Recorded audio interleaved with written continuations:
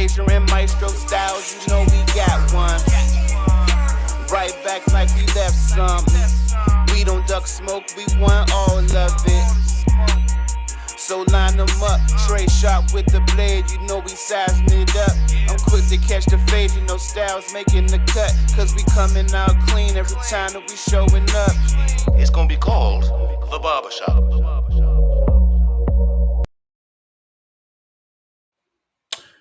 Yo, what up, folks? Welcome back. It's a brand new episode of this week's Barbershop Sports Talk Podcast. We are streaming live on YouTube, Twitch, on Twitter, on Instagram, and on our Facebook page. It's your boy Trey Frazier. That's the homie Maestro Styles. Yes, sir. Yes, sir. Man? Can you hear me? I'm good. Yeah. I'm here. Cool, man. I'm good, man. Another day. How about you?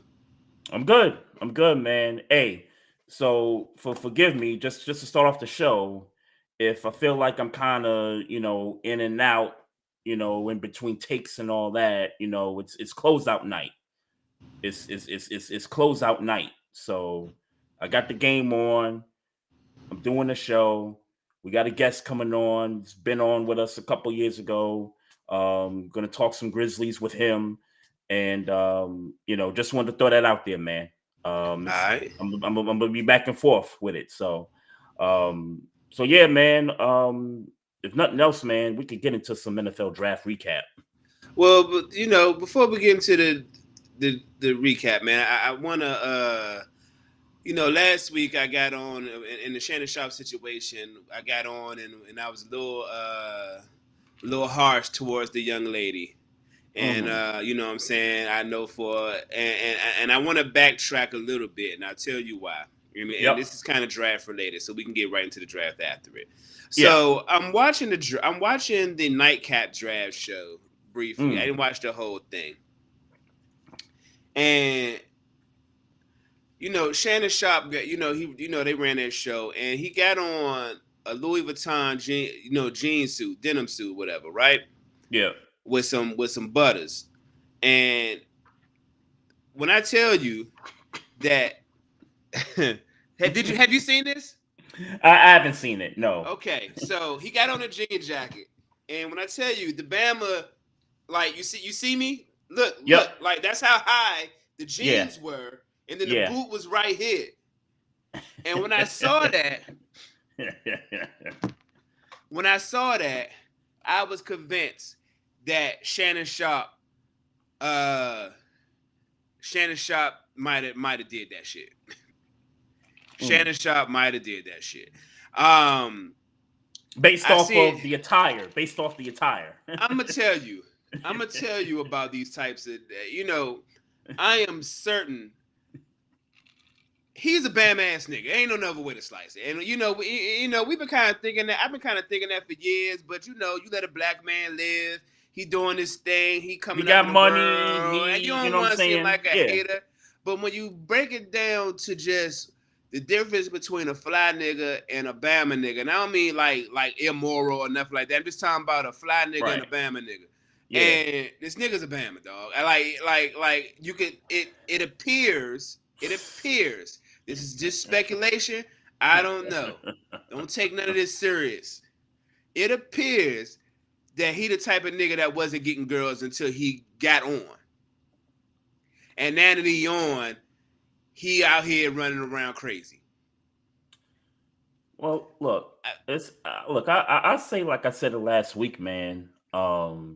Shannon, get you a 40-year-old baddie, bro, and stop messing around with these 19, 20-year-olds.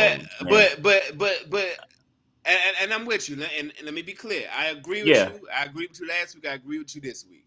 But if you wasn't getting girls like your whole life, like you know what I'm saying, I'm sure he's, but there was a time. There might have been a time where he wasn't getting girls until he's up right now. So now he could play how he want to play, and with whoever is willing to play.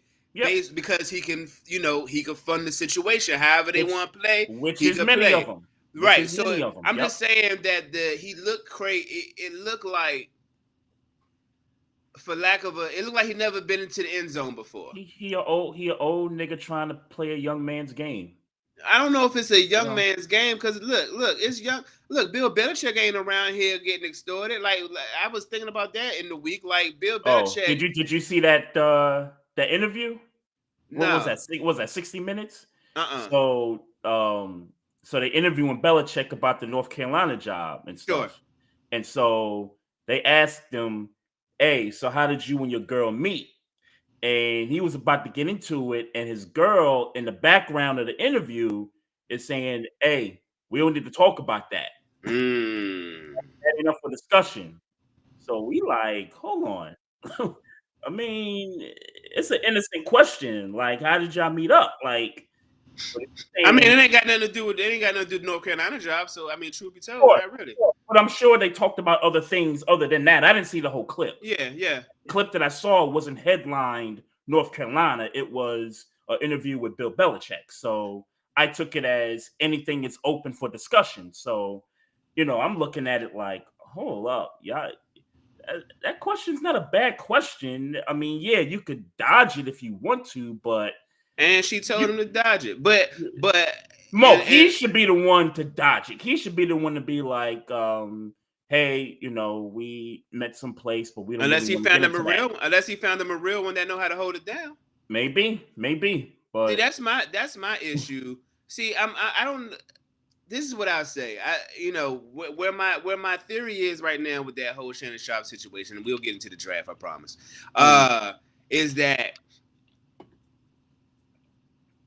somebody definitely said to her, "Hey, that's Shannon Sharpe. We can hit a lick." Mm-hmm. I don't, I'm not gonna go I won't go into no further minutia of the situation. Yeah, but my standing theory right now is this: like he got lined up. She lined him up for this type of a situation for certain. Yeah. But he did some of that shit she accusing him of. No, I agree. And I'm sure you've heard this plenty of times. It's when you keep doing the same things over and over again and expecting the results to be different, then you're insane. And look, some of his guests that be on Club Shay Shay try to tell him, like, yo, you got to move a little different. I don't know if Shannon's moving different and the results are still the same or he doing the same stuff. But look, man, this attention, like this isn't good attention. Like, you seen this dude doing the electric slide, bro? No, I did not, and I don't want to see that. But what I'm saying is that a nigga, no, it's really bad. You should see it. A nigga that does the electric slide like that, I don't believe he was getting girls. I just don't. And that might be the case. That's how bad it was. That might be the case. So he stepped away from ESPN. He ain't coming back. He ain't coming back. He ain't coming back. Nah. Yeah, I'm with you. I'm with you. The second I heard it, I'm like, that nigga ain't coming back, bro. Like, it's a wrap. It's a wrap. You put I tweeted it. I tweeted in air quotes. He's taking a step back, which really means your ass ain't coming back. Yeah, so, facts. Hey, man, but I hope it work out for him, man. Like, I do hope it work out for him. Yeah. Hey, Shannon, move different, man. You got to move different, bro. Whatever that is, whatever that is. That don't get you involved in this stuff. You got to move different, bro. For sure. The draft, man. How you feel about the Ravens, man? I guess we're gonna hold the Shedeur conversations because that's a long conversation. Yeah, so, for sure. Yeah, well, but we'll wait till Parish Sharkey get on because I'm sure he's got a bit to say about that. But as far as the Ravens draft, though, and quick shout out to our guys, Chris and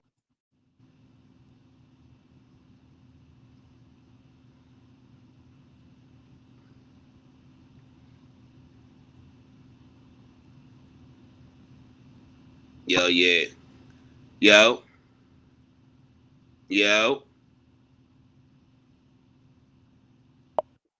Oh, here we go. You back? Yeah. What is it going? Yeah, kicked you out. Yeah, kicked him out. Hold on. Oh, there you go. I'm here. All right. I'm about to say kicked you out and came back. Okay. Yep. But you were talking about the thoughts on the Ravens draft. Oh, okay. Well, I was shouting out Chris and Maul from their podcast on Yeah. draft night. My fault, Sean. Um, I was down bad. I was down bad, man. I ain't gonna hold you. I was down bad. I slept on my couch that night. I was down bad. hmm.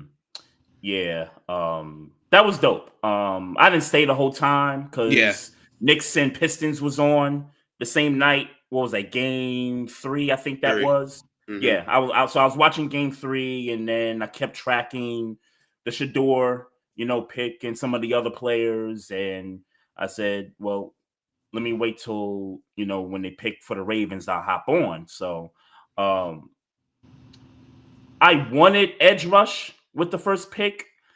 But deep down, I always knew that I had this feeling they were going to go secondary with the first pick, Mm-hmm. whether it was corner, safety, or whatever. And look, we got a good one, man. Malachi Starks is a good safety. Georgia is kind of becoming that farm system for the NFL lately, Seems that way. i.e., the Eagles have been picking a lot of Georgia's players. So I love the Malachi Starks pick. But then, so Chris and I were discussing Mike Green, Yeah. and I was like, man, if we could get Mike Green. Now I know we had some, accusations against him. Yeah, I wasn't aware. I was listening to somebody talk about that this morning, and Yeah. But what was he accused of? I don't know what the accusations were. I Gotcha. didn't really do a deep dive into it. Again, I'm kind of in NBA mode at Yeah. that point. So, but he was saying, hey, if you're looking for edge rush, Mike Green, he's one of the best. He played pretty good in college, whatever. He's just got a couple of accusations on his belt right now, but somebody will probably scoop him up. And sure enough, man, he just happened to be available in the second round. We picked with the 27th pick of that second round, whatever. So I'm excited to get him. He hasn't been charged of anything. I know they've asked questions about it to the Ravens, and they've just kind of said, hey, yeah, we're aware of the situation, but we feel like we got a great player out the second round. So I felt like they addressed what they needed as far as secondary edge rush. They did get the offensive tackle and Emory Jones Jr. So I like that from LSU as well. And then some of the other stuff. I think the one thing too I was on the lookout for in the later rounds, were they going to pick a kicker in the later rounds? And sure enough, Tyler Loop, the kicker from Arizona, they picked him up, and it might be the end of Justin Tucker. I'm not, putting that out there, but this is certainly the first step towards a Justin Tucker departure for sure. We'll see how some of this other stuff that's, that has circled, a few months ago.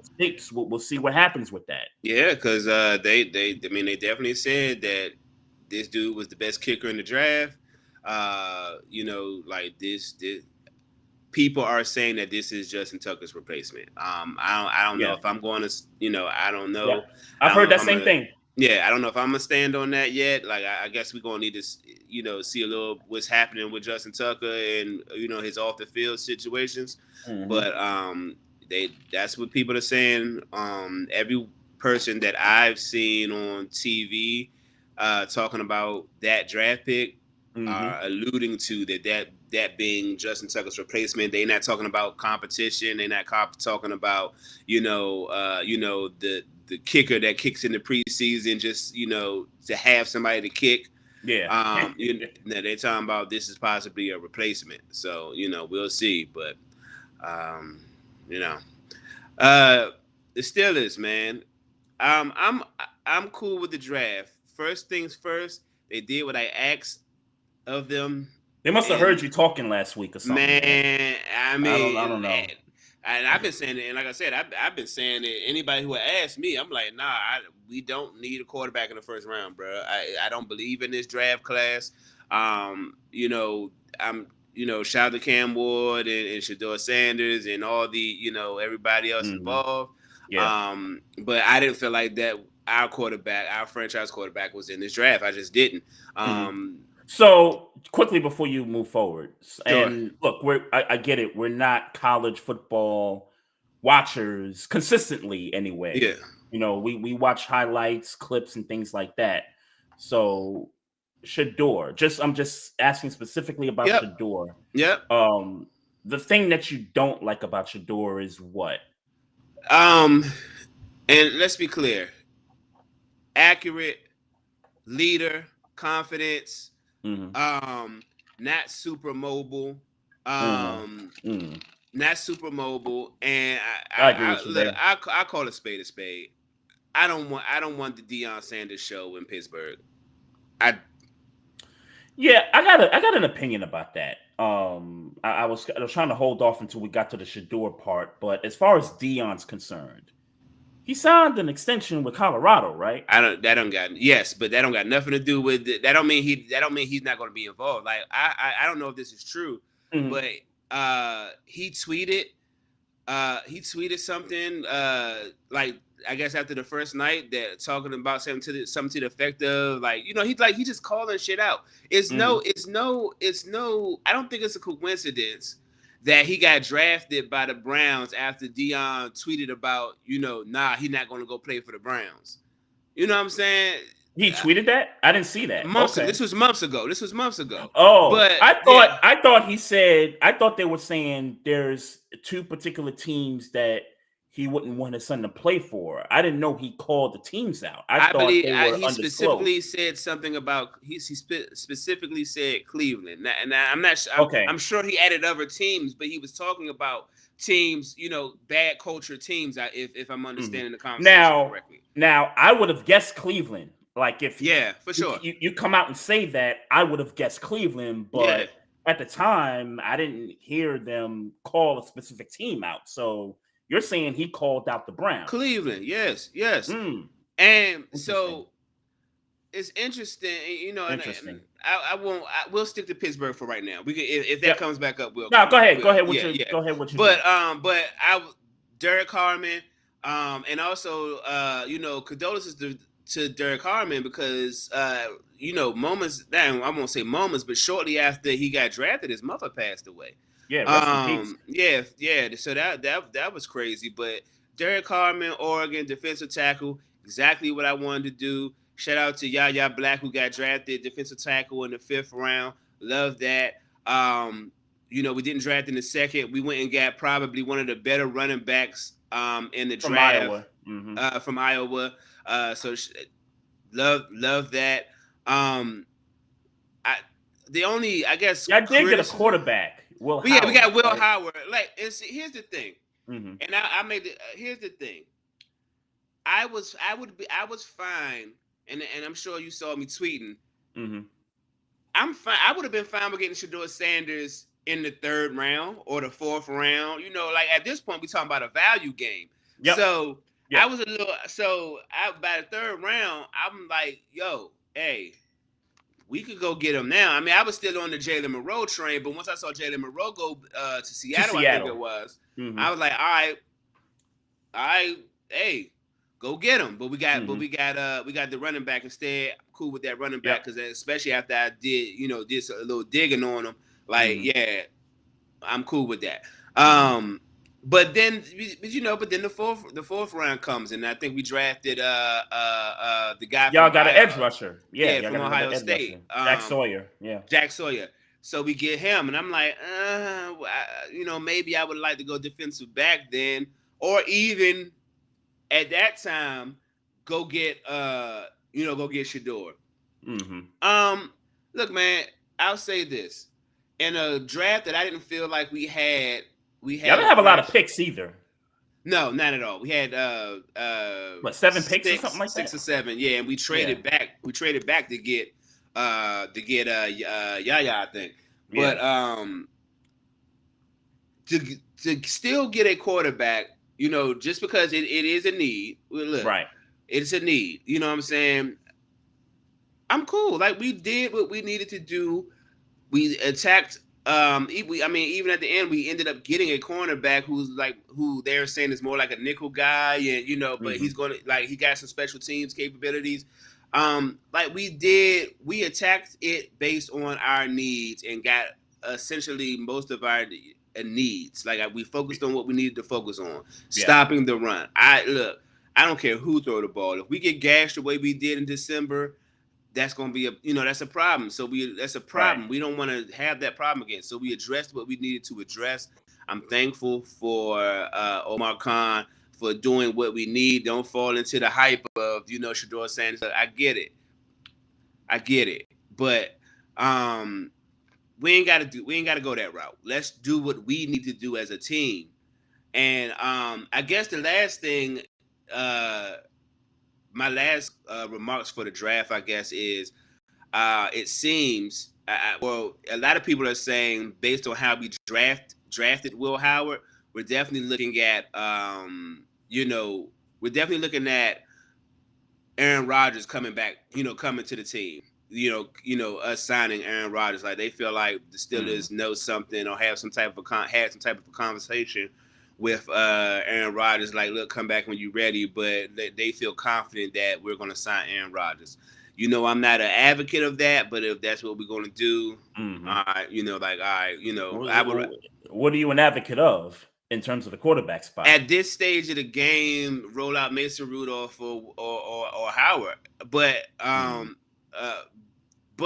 if y'all are hell bent on getting a veteran, look, at this stage of the game, you're hell bent on getting a veteran because you got two dominant outside receivers, a tight end that could be dominant if he had more opportunity. You got your rookie running back, him with Jaylen Warren. Like that guy's going to be the number one running back by the end of the year.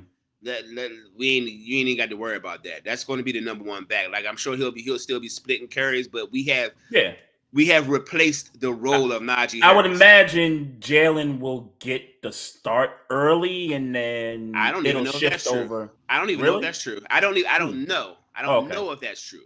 I'm not 100% sure that that's true. This dude, they said the only this dude. I forget the stat. They were saying basically, not being touched going through at the line of scrimmage. This dude averages like 10 yards a carry.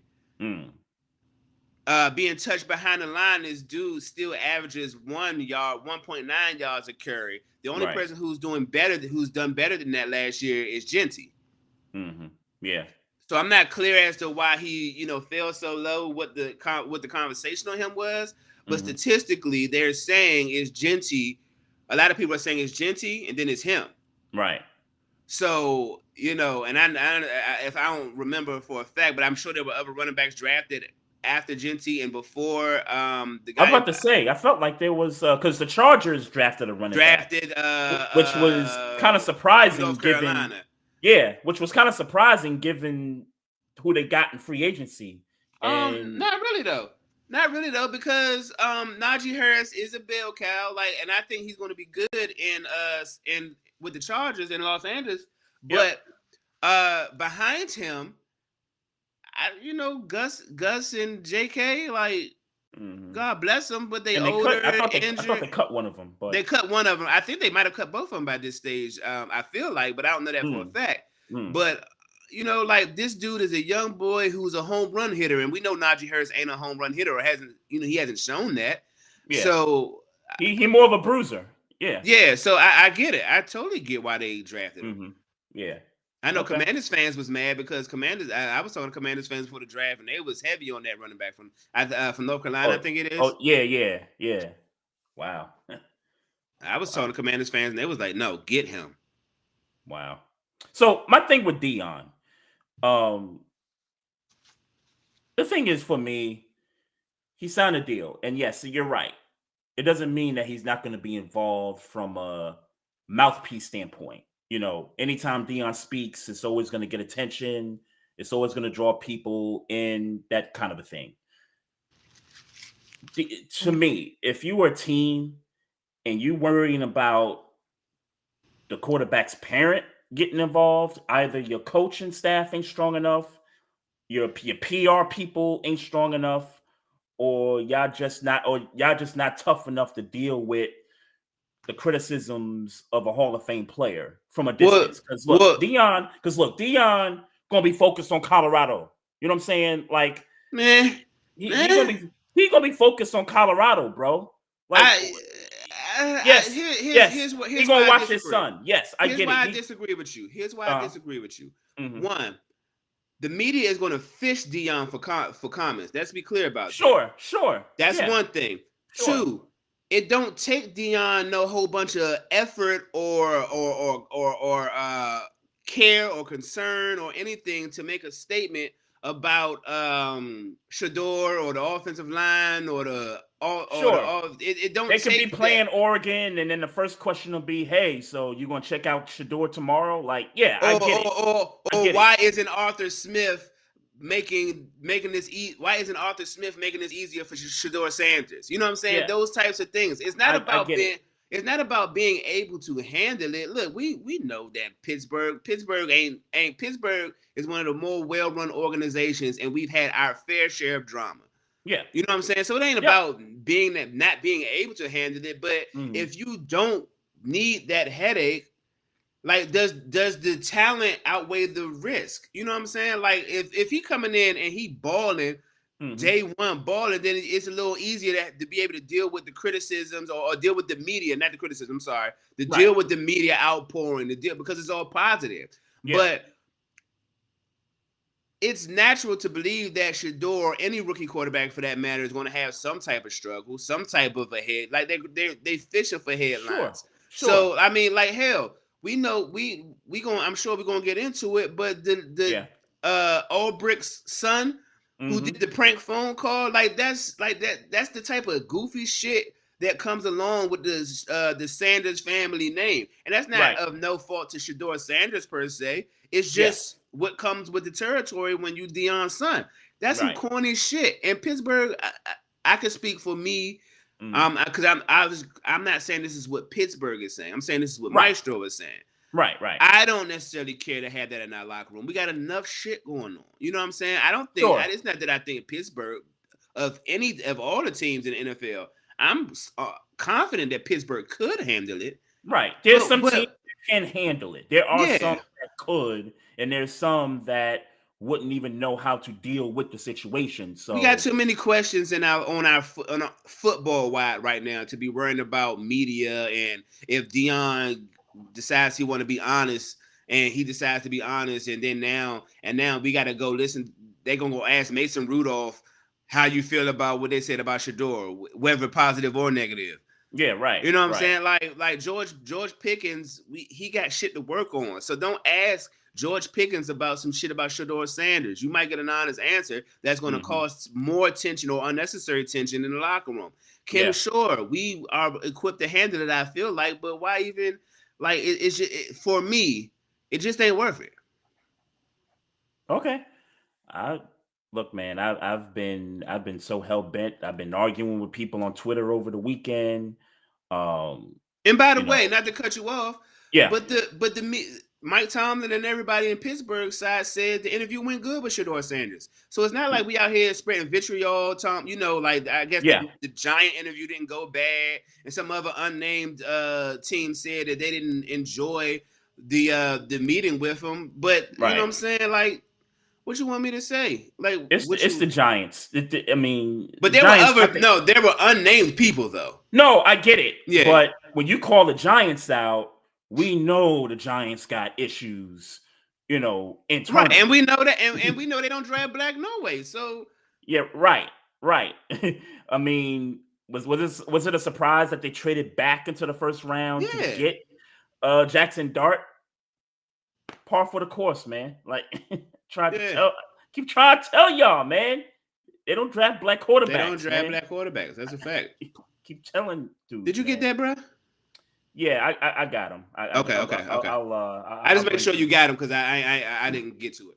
Oh, okay. Yeah, nah, I got him. So yeah, so the homie here, Parish Sharkey, we call him P Shark around these parts. Yes, sir. Welcome back, man. I see you drip. Yep. Yeah. Yes, sir. Had to rep, man. Appreciate bringing me back on there. No doubt. Well, since you got the hat on, I'm going to tell the folks out there that I still got some hats available. You see the homie P Shark with the Barbershop Sports Talk podcast hat on. new era snapback, trucker hat, got the black netting and the gray in the front with the logo and all that good stuff. Some good hats, man. Scan the QR code. It'll take you right to the Instagram account. Just DM me. Let me know that you want a hat. Get one right shipped over to you, just like I did my man P Shark right here. So, shout out to the homie for blessing us with the merch right there, man. So what's good, man? How's life been, bro? Hey man, chilling. Actually, kind of, it's bittersweet, man. Kind of glad the season over with when you actually cover the team and there on like a daily basis and have a full-time job. You just, it's a lot. So kind of glad to be chilling a little bit. Yeah. Well, let's kind of get right to it. We'll get into some draft talk in a little bit, but the Grizzlies, man. I got questions, especially after the firing of Taylor I got Jenkins.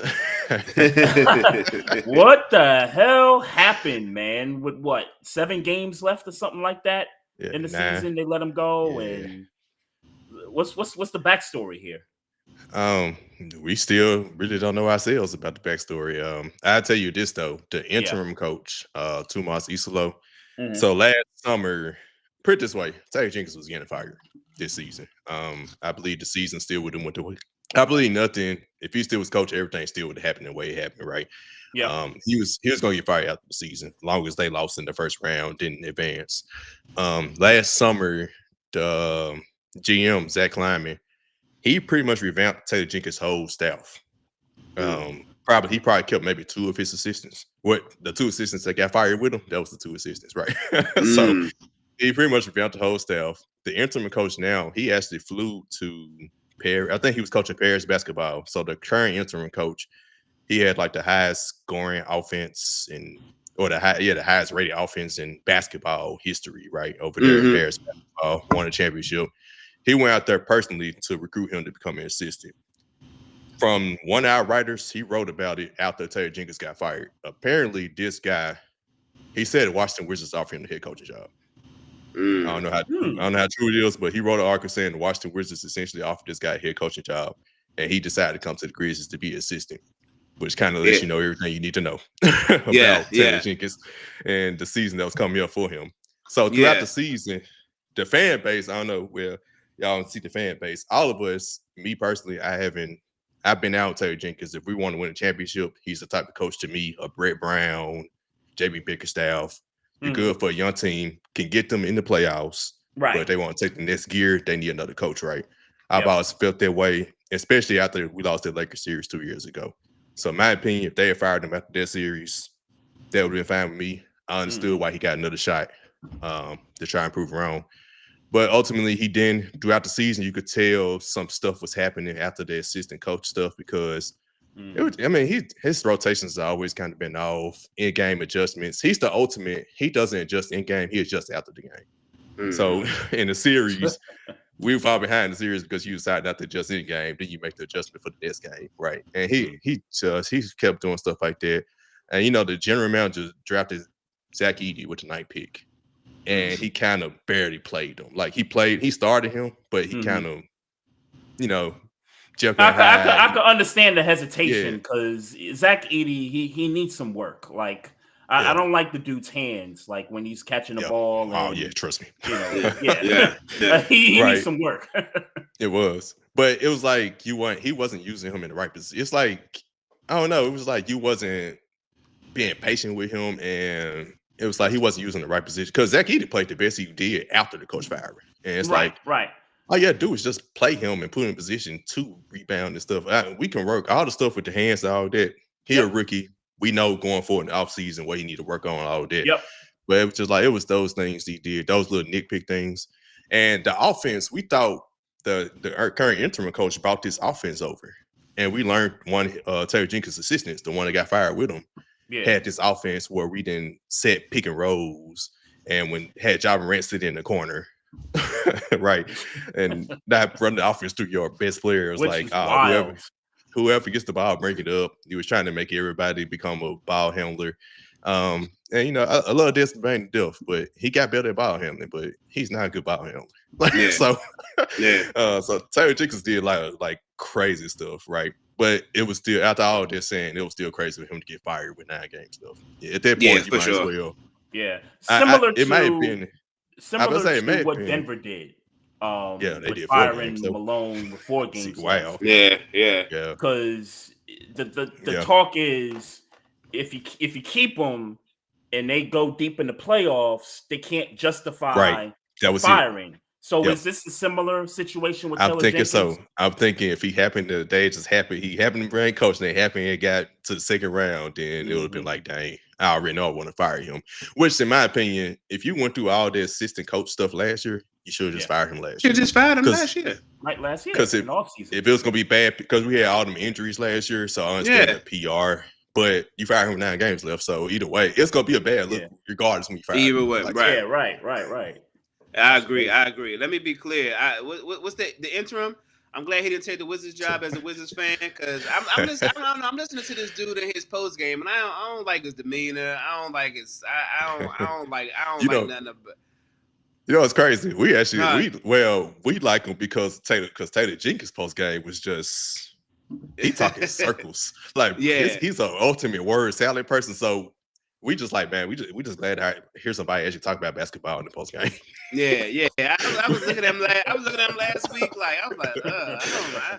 So it's funny. I remember thinking that. So it was interesting that I didn't know about that Wizards conversation that he had the Wizards job. I'm glad that didn't work out for him. I'm sure he's on a better team right now. But you think he's gonna keep the job? Yeah, but I say you think he's gonna keep the job? I have no idea. I mean, the GM, he had the exit. So first off, we counted what's up, and the GM got fired, but he didn't. So we move forward. It looked like Mike Malone out there though, man. Mike Malone is out there. That's who I want. The GM with him going down. The Wizards are trash, man. Y'all got y'all. Let us have something. Shit, we need Mike Malone. We need something, man. We need help over here. It's true. But truth be told, the likelihood is probably he will get a shot, because the GM, for you to go out and fly out there to recruit him and get him to get on your staff to be assistant over a head coaching job, it kind of like seems like the right on the ball. And it's hard to judge him off of 9 games. It just for sure. Truth be told, us Grizzlies fans, are we gonna like it if they announce that he remains? Not necessarily, but it's unfair. You know what I'm saying? So like at the same time, I think we won't like it for the fact that the Grizzlies, we're looking at us being contenders now, not a young team no more. And he's a rookie coach. So it's like we need a veteran coach, because our problem is discipline and all that good stuff. The bad things they learned under Taylor Jenkins. And not to shit on Taylor Jenkins. He did good for what he is, right? And I think there's a job for him, like coach, like I said, JB Bickerstaff, those type of coaches. Like, it's just the team where the team is now. They need a coach that's gonna push them over the top, that's gonna get on them. Ja Morant gets a foul call, he turn around looking at the ref and not getting back on defense. We need a coach to be like, get your butt back on defense. Right. If Taylor Jenkins was y'all coach in these playoffs, y'all would have ran the Thunder off the floor in Game 3, even with the Ja injury. I think with the coaching part of it, y'all find a way to close that game out. I think Ja got hurt. I think the players saw it, and the coach couldn't. It was nothing he could do. It was just like, damn. Yeah, nothing we could do. I agree. I agree. And it's I agree with that. I agree with that, because Taylor Jenkins had a fieriness about him. Yeah, I mean, and more importantly, players don't know who this nigga is. The interim, they don't know who. He ain't been there long enough. You wasn't with us shooting in the gym. Right. You know what I'm saying? Especially in playoffs, right? Yeah. So it's like what you going to say to us that makes sense? Right. We don't. So I get it. I get it. That firing, I think, definitely came back to bite them in the ass. And again, much like the Denver situation, why so close to the playoffs, but you fire a coach? It just don't make sense. But I thought they was going to get one game. I did think they was going to get one game. Yeah, and it's bad because it's bad PR regardless. Like, if you let's say he did rank coach and you get to the second round, if you want to fire him, either way, no matter what time you fired him, it wasn't going to look good nationally, because national people don't watch the Grizzlies on a day-to-day basis. So regardless, they not gonna understand. Yeah, they weren't gonna get no smoke or nothing from a national standpoint. Yeah, I don't think so. Cause I just been like, I mean, if I was reported, let's say he was still a coach right now, and tomorrow they say they fired him. It's like, oh, all right, they need somebody to get them over the hump. That would have been easy for me to like. I just would have like that would have been easy for me, and it would have been easy for anybody because they know he's been there for a little while. Like so it's not. I think he was the third longest tenure head coach at the time. After Mike Malone and Steve Kerr, I think it was Taylor Jenkins. So it's just interesting how they definitely did that they did that wrong. I won't call it interesting. I won't try to be PC about it. They did that wrong. That was wrong. Yeah. See, from the outside looking in, aside from head coach, I think the biggest need y'all team needs is shooting. Like in the worst way. Y'all need some shooting, bro. How y'all going to address that in the offseason? Well, we need shooting and defense. We need a 3-and-D guys, period, right? It's kind of tough because the players we talking about getting rid of are our best shooters. Luke, one our best shooter don't shoot. So Luke Kennard, free agent, good riddance. Because we brought you in to shoot and you refuse to shoot. And he don't shoot. So, and I remember when he was actually a decent shooter. Yeah, he top 5 in history in like wasn't he with the Clippers before y'all? Yeah. That's right. And he got benched in Clippers for kind of similar reasons because it's just like I don't know, but we just don't understand. He pissed us off, time after time. So it's basically replacing him with someone who gonna play better defense and will actually shoot the ball and can shoot, right? Other player, I guess. I go ahead and get into it. We got our core 3 that we're building around with Ja, Jaren, and Dez. Yeah. It's going to start getting more expensive, especially if Jaren makes all NBA. We're waiting on that right now. Yep. He'll get the potential Supermax. I don't know if they pay him that. They probably need to be making a choice between Jaren and, in my opinion, they trying to throw Ja out there, and Trey, I don't think is any merit to that. The GM.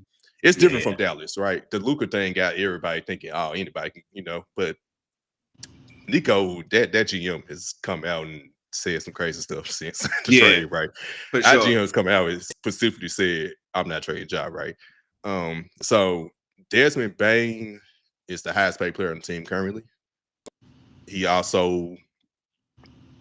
the third best of the big 3. And I don't call them big 3 no more. The top 3 is what I call them now. Sure. Big 3s don't lose in the first round to the last 3 years. Yeah, right? Man. But so maybe Desmond Bane could be potentially traded. But I mean, it's a lot of different options. If they decide to keep running back with the 3, because Jaren still is on a $23 million contract next year. So you still got another year before you truly gotta look at it and say, hey, we paying too much money for the folks losing the first and second round. Right. They got the mid-level exception and things like that. A lot of fans we're looking at Nickeil Alexander-Walker for the Minnesota Timberwolves, a 3-and-D player, slide right in at the 2 and the 3. Jaden Wells, the rookie we had this year, second round, he started most of the season. Prayers up to him because he got the head injury, better. Right? Yes, bro, that pissed me out. And he was the only player that hadn't missed the game, right? So right. Yeah. He'll be back next year. One of the other guys we had, Vince Williams Jr., he played some in game 4. He was hurt majority of the season. And last year, he was a bright spot for us in the injury-riddle season. So him and Gigi Jackson, both of them could shoot some. Both of them both missed over half the season this year due to injuries after being the bright spots last year. So they got some things in the works and things in-house. They got some small moves around the margins. They got a decision to make with Santi Aldama. Most of us in the fan base are sick of him. But they might feel different and resign him. You think Pippen Jr. got another gear to him? Do you have another gear? I think he's about what he's going to be, but that's really, what he showed us in playoffs, he showed us more than what we thought. So maybe he has another gear because coming to the season, even when he got signed, we was thinking, okay, he'll spare Ja Morant some throughout the season in spot, but he became like a primary rotation member, even entering the starting lineup, like during the playoffs. So it's like, and then the last 2 games, he really like showed up when your other two guys, Jaren and Dez, disappeared, right? And Scottie Pippen Jr. is the one showing up. So it's like, okay, we got a player right there. So Scott, I would say this, he's definitely firmly a part of the plans. When I know a lot of fans throughout the season would get frustrated with him, and I'm just like, he's a backup point guard. I can't get too frustrated with him, right? With some things like that. He's a backup, right? But man, he really was a godsend at the end of the season. So I do think he could potentially have another gear. It's just his height. I think he's on 6 feet tall, 6'1" maybe. That's what kind of prevents him from really getting to another level, because he's not like super athletic like that. It's like the Jalen Brunson thing all over again with Dallas. It's like you could keep him, but you don't got the money for him, so you got to let somebody else come get him, somewhere else. Yeah. You think he's gonna start to cost money? Well, we got 3 years. They got 3 years. They got 3 years. They got 3 years. So, they signed to a 4-year deal, like $2.5 million. So when I say about GM, he did sign. They were good contracts, but when it comes to trading, it's gonna be hard because we got a bunch of players. Scottie Pippen, Gigi, Vince, and Jay Huff. All of them are signed 4 years, like $2 million per year. So you got them for like the next 3 years, right? But if you have to trade one of them to match salary, it's gonna get a little hard when that time comes. So Brandon Clark might be the person when it comes down to trade. Brandon Clark or Santi Aldama sign and trade might be those. If they want to make a trade without getting rid of Desmond Bain and Jaren Jackson, it'll be one of those two guys likely. Okay. Let's talk draft. If you ain't got nothing else with the Grizzlies trade, let's talk draft, man. Yeah, let's do it. Let's do it. I guess we were talking Dion. So so P Shark, your thoughts on everything that's been going on with the Sanders family. Shedeur drops to the 5th round. I just learned from Maestro that Dion did call out the Browns before the Browns picked him, in the 5th round. So your thoughts? What do you mean called him out in what way? Well, no. Remember? Go ahead, Maestro. And it was months. It was like I said. It wasn't like a week before the draft. It was like months when they was talking about draft stock, and he was like, I don't want him playing on certain teams. He said Cleveland. I don't remember exactly who else he said. Cleveland's in there. Yeah, but he definitely said Cleveland. So it was almost like the draft for them to draft him and then to draft him in the 5th round, like that's crazy. Yeah. After they drafted Gabriel, like what are we like? It's the Browns, man. But I kind of like I don't like that the NFL did that to them. But I kind of respect that they would do that. It's like I don't respect it. Nah, because I'm gonna tell you why. And look, I'm on Dion's side. Let me be clear. I'm on the Sanders side. I ain't never gonna be mad. Not necessarily Dion. Like I don't really care for that. I didn't care for it when Manning did it with Eli. I don't really care for that part of it. But just being a black man. Young black man that's confident, know what he brings to this game, knows what he provides to the game of football, and knowing what he's going to do once he gets into the league, whether he's a good player or not in the next 3 years.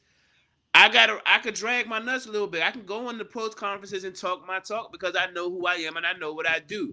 You don't punish me for talking, especially if I'm backing it up on the field. I think where I be getting lost, or where I got lost, that is, I ain't lost. Where I respect Cleveland's side of it is like, damn, you calling me out? Like, I get it. We a bad franchise, but don't say me by name. Don't say me by name. And you're saying you respect it on the Cleveland side. I respect. I thought you were saying from the league. I thought you were saying what the league did in regards to dropping them to 5th. The league perspective, I won't say respect it, but I mean, look at it from a boss perspective. You think because you a high value worker that you're gonna dictate to me, the boss, how we gonna play this? Nah, I'm gonna go collab with my other bosses and say, hey, humble them. Let's see what they did. Yeah, humble them. That's basically what they did. Yeah. Yeah, and They did more than humble. And let's be clear. the way I believe in Deion Sanders, I believe that dog is in his children. So I believe that Shedeur Sanders is going to come out with that chip on his shoulder and do what he do if they let him get onto the field, which is another reason I hate that Cleveland drafted it, but I respect the move because his daddy was out here saying Cleveland by name. Mm-hmm. It's such that a part messy, I didn't know. It's a messy, it's a messy ass situation. He did. Yeah, but they put him. Unfortunately, I'm gonna call it what it is. Deion put his son in this situation. I understand, and look, Shedeur would probably take some things back as well because there were, like you said, the Giants when he interviewed. There were interviews, yes. About, how he was in the room and he was answering FaceTime calls, and the dude that he had on FaceTime had him on hold while he's talking to Joe Shane and those guys. So I understand if he comes out and says, "Hey, look, I could have handled this a little bit better," but here's one thing. Look, I just got to put this out there. The NFL loves to tell stories about where these guys come from, their upbringings. They come from impoverished communities, the hood, and every draft, the lack of resources.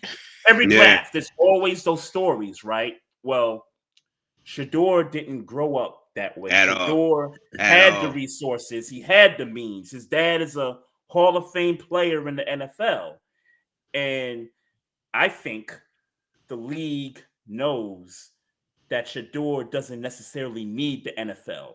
And I think they hate that. And they hate that. They hate that they're not needed.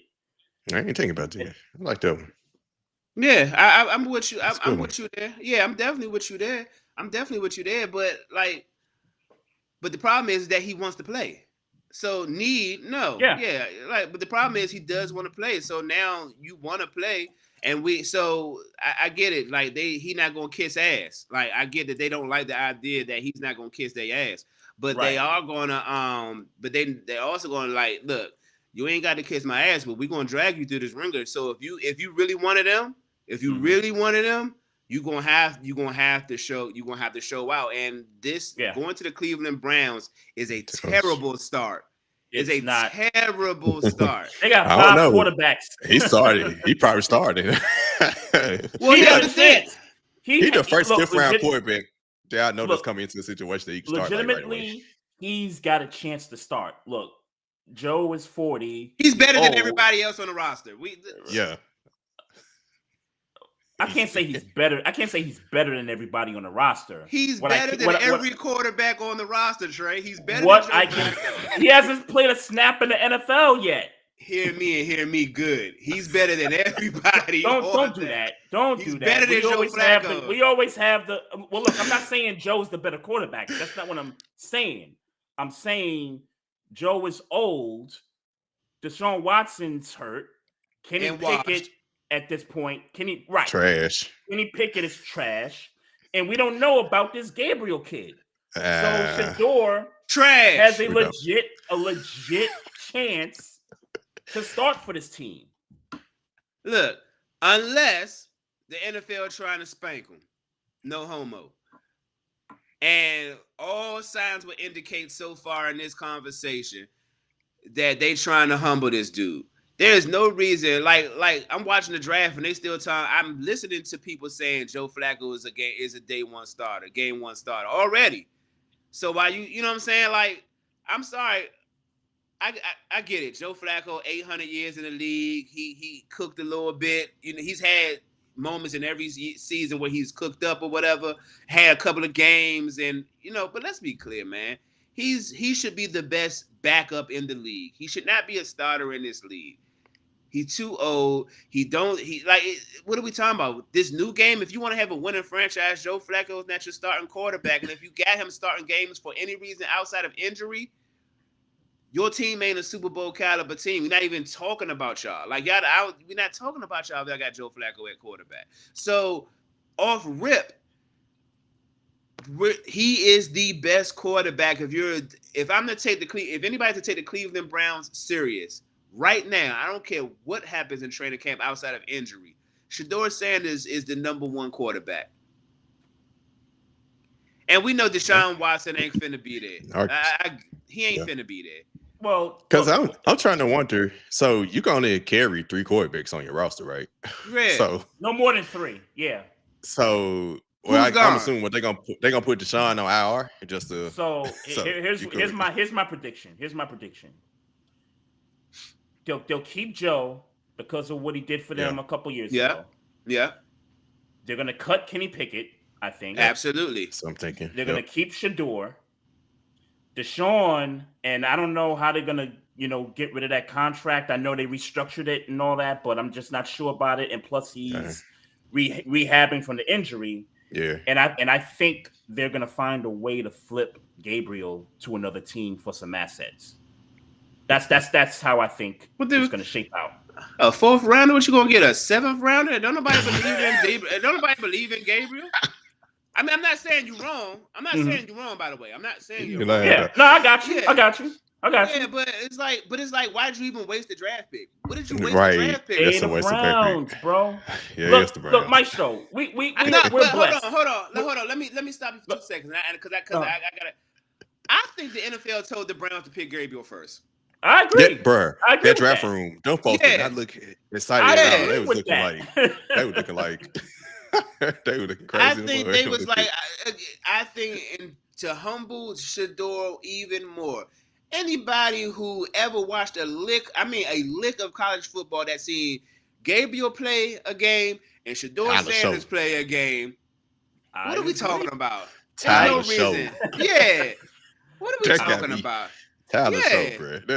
That took me out. I agree. They told him, look, like P Shark said, you should have saw the reaction in the draft room. It's like, they're not excited. They're not excited. Look, Maestro, you and I, we bicker about our teams in the AFC North, but we're so blessed to have the Browns in the division because we know that it's a guarantee that they're gonna stink it up for about 5 years, and every now and then they'll have a good year every now and then, but then they're gonna be back to the same old Browns. Mm-hmm. So look, we got a team like that. We got a team like that in our division, the Jacksonville Jaguars. They have their one good year, then they'd be bad for like 5 years.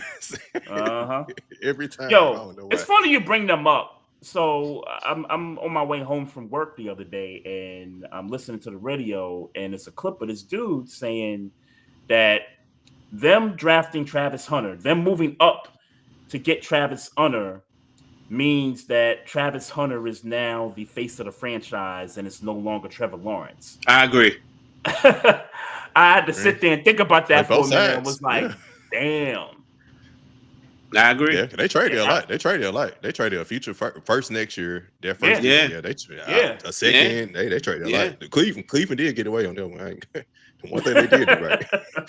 Except for they got a lot of people don't like that guy they drafted though in the first round. Mason. Like Mason Graham. I'm hearing a lot of people calling Mason Graham mid-pack. Dang. I saw somebody had him ranked as the number 1 player on their draft board. I don't get that. I mean, look, I have not watched enough Mason Graham, so don't give me the line. I haven't either. Don't give me the line. But they saying like people are really not liking what the Cleveland Browns did, bro. Like, and I'm with them. But more power to them because I don't like them. Do you think that the NFL also had Old Brick's son do the prank call? Ooh, the NFL. So Roger Goodell did not call Slim's son and be like, "Hey, prank them niggas real quick." That's not what I'm saying. But you know what the irony is in it, Maestro, is that it had to be from the guy who works for the team that Dion put the jersey on for. Yeah, that's crazy. Like, look, I listen to way too much Kendrick Lamar to not believe that it ain't some conspiracy, some Easter egg type shit going on with this shit. Like everything seems to be a bar. Everything seems to be a bar when dealing with Shedeur Sanders in this situation, bro. A bigger question. Why would the defensive coordinator have the Rolodex of all the draftees? Right, just cell sitting laying numbers out for the draft. I get it if it's the head coach. I get it if it's the general manager and the president of football operations. But the defensive coordinator? Yeah, well, I don't think he would have it, but would he have access to it? For sure. Like, it wouldn't be, like, no. It was on his iPad. It was on iPad, but I think it's point to access. How is it to get a number and put it on your iPad? I guess. They might have a spreadsheet of numbers, and they sent it to him, and he had the spreadsheet open. It's yeah. And like I said, I don't think it was ooh, what y'all doing today? Nothing. Hey, you know what we should do? Let's call Shedeur Sanders and tell him, I don't think it happened like that. I think, hey, we need to find some way to make some headlines. I don't think it's too random. Like, who is this nigga? The all brick nigga. Who is he? Like, why? That was the Jets coordinator. No, I know who the coach is. I'm talking about the kid, his son. Who are you? Do you got a job? Like, who is this dude? Who is this dude? Like, I'm asking, literally, does anybody know who they this said? Ole Miss. At first, when they first showed the video of him, they said Ole Miss frat boy. So I assume he go to Ole Miss. Yeah, so it's like a college kid, like he's 21. Yeah. Yo, but the dude the coach drafted. He said he got prank called Tyler Warren. Got 1-2. Yeah, he said he got when the Jets were off. Okay. Yeah. That still seemed like some Easter egg Kendrick Lamar shit. Jeff Ulbrich was with the Jets. Like it's too much. Yeah. It's too much. It's a lot of connections. It's too much, bro. I can't. It's a lot of connections. Wow. Like, I haven't even smoked. I have not smoked. This is too much for me right now, bro. Like it's crazy. Like, why would you do that? Why? Like, you ain't got nothing better to do on draft night, bro. You ain't got nothing better to do. I'm telling you, man. I don't know if this is too too far to go, but man, this feel like some civil, like this feel like Colin Kaepernick again. This feel like this feel like some collusion. Shit. Yeah. I don't even like. As I was jotting notes, the word. Forgive me if I'm going too deep. The word civil rights popped in my mind as I was typing through this shit. And I know we ain't talking about, literal, black and white and, that type of thing. But I'm just talking about the literal allowing a black man to be as confident as he wants to be because he know who he is. This ain't arrogance. This ain't this dude could be the new face of the league. Shedeur Sanders, if he play the right way, if he do the right things. And it seemed and he certainly got the bravado. He ain't scared to go on post conferences and talk his talk. He got a little bit more swag than a Patrick Mahomes. No shade to Patrick Mahomes. You know what I'm saying? Like it just would hit different if this black man who is not a mobile quarterback, I peeped that, who's not a mobile quarterback, got into the league and started balling, not running. Like just drop back throwing the ball. Mm-hmm. It feels like they don't want this brother to succeed, and that's why I was on Twitter like, "Fuck it, Pittsburgh." I know I said I ain't want him, and I meant it, but fuck it. At this point, fuck football. Get Shedeur Sanders. Get him. Like get him. Mm-hmm. Get him somewhere where he could, thrive. Yeah, you know I tell you what. No. Why you didn't want him in Pittsburgh? Had the Raiders picked him, the Raiders would have won the draft. Like with the Genty pick in the first round, and then to get Shedeur after that at some point, the Raiders would have had like a bomb ass draft right there. Did someone compare Shedeur to Geno Smith too? Geno Smith, I saw that would have been perfect. That's a great comparison. Yeah. That would have been a perfect player for him to come out and learn from. Great comparison. For 1 year. My all in all take, and we talked about this earlier, but I'll condense it for you. My all in all take is that we got enough shit going on in Pittsburgh before Deion Sanders will come in, the second our offensive line don't protect his son, and go on a Colorado press conference talking about Arthur Smith, why you can't protect my boy. You know what I'm saying? I just didn't want that. That's a condensed. Yeah, I feel that one. Yeah, I feel it. Like the second Metcalf, we got two very opinionated wide receivers on our. You know what I'm saying? Yeah. For George Pickens, somebody on a week by week basis is not going to be happy. both of them not gonna get 100 yards and 2 touchdowns a game. You know what I'm saying? So, and George Pickens maybe more than DK Metcalf because DK Metcalf got his money, but George Pickens got a point to prove. His contract about to happen. Like I know we not going. I thought that George Pickens would be gone from Pittsburgh by now.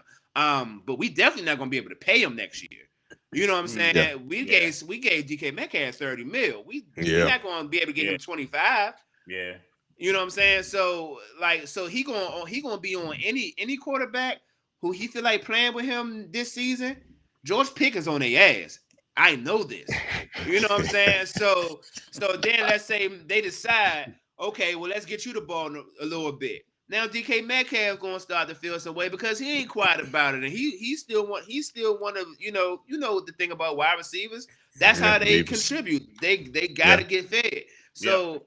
And then we still have to throw the ball over the middle because Pat Freiermuth is not being utilized in a proper way for me. So, it's not enough to go around, and we don't have that type of quarterback who's just going to drop back and throw the ball yet. And even if we sign Aaron Rodgers got just enough ego to feel like, who you talking to? You won't get the ball now.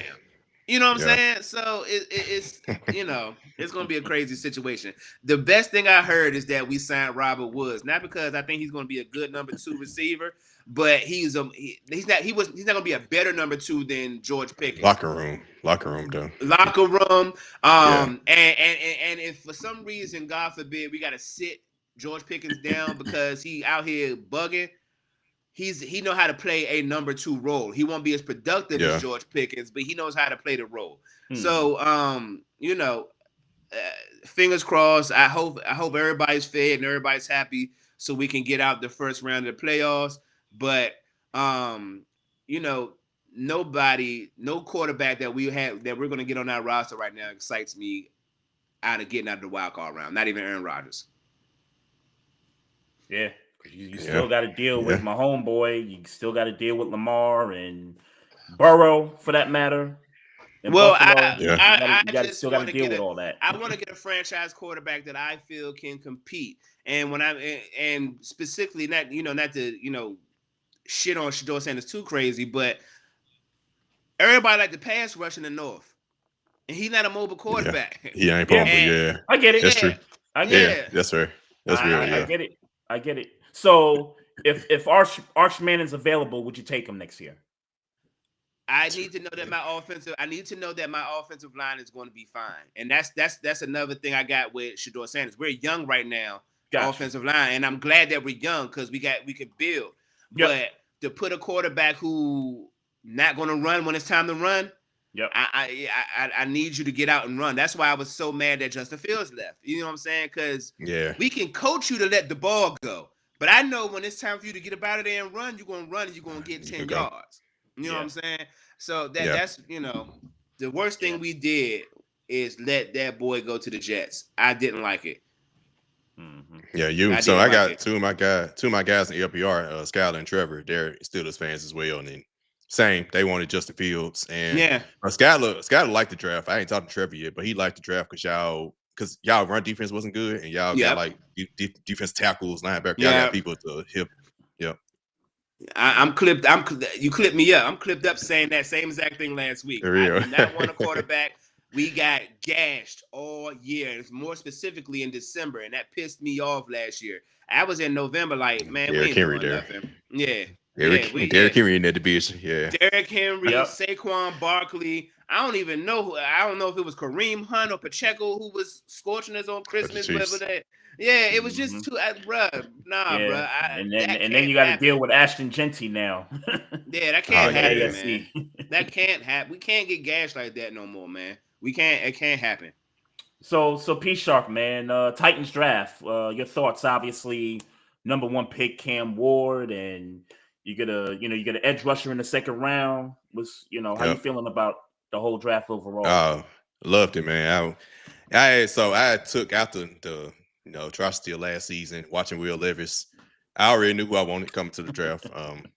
I really didn't mind Cam Shedeur, but I was leaning towards Cam for the running reasons, right? And also I think he's the better prospect long term, right? But the running reason was the specific one. Like, okay, I need that dual threat.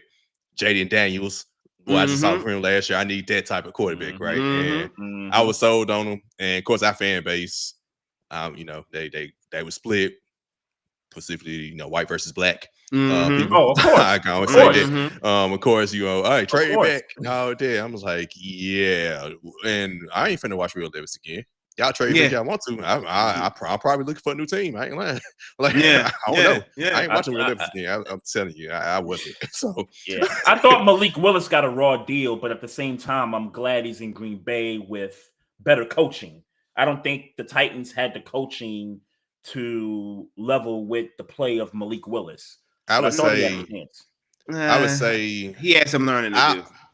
I would say he has learning to do. Also, I would say the coaching was right. Mike Vrabel didn't want Malik and show. Right, it's obvious, and I mean that was the truth. He did look better in the preseason last year, but when you get new staff in, you're moving forward with that person y'all just drafted, Will Levis, right? Yep. And he quickly turned on Real Levis in the Jets game. What the F are you doing? And that was quick. Yeah. He's already done with it, right? But I love the draft. That helped me. I was at that Grizzlies game. We blew that 29-point lead. We drafted Cam Ward that night, so that didn't phase me being at that game, covering that game because we drafted Cam Ward. So I was good going home that night. We did need edge. We needed edge rusher, so getting the guy for UCLA in the second round was a good pickup. Got some receivers in the third round, specifically that guy from Stanford. I can't think of his name right now. I can't think of the dude's name right now. But he gave Travis Hunter to work when they played Colorado. So everybody thinking that's the answer to Travis Hunter. Oh yeah. Jacksonville. Maynard. Alan Maynard. Alan Maynard. Yep. Alan Maynard. That was I can't. Yeah. Now I can't pronounce these folks' names. Like the guy we drafted from UCLA, Ola Dejo. We need some nicknames. I don't know if I'm gonna be able to pronounce these names. Ola Dejo. But yeah, look, I love the draft, complete draft. This is our first. I didn't like the firing of Rand Carthon, but the new guy we got from Kansas City, Mark Boganzi, he came from Kansas City, so right. So it's got to rub off somewhere, right?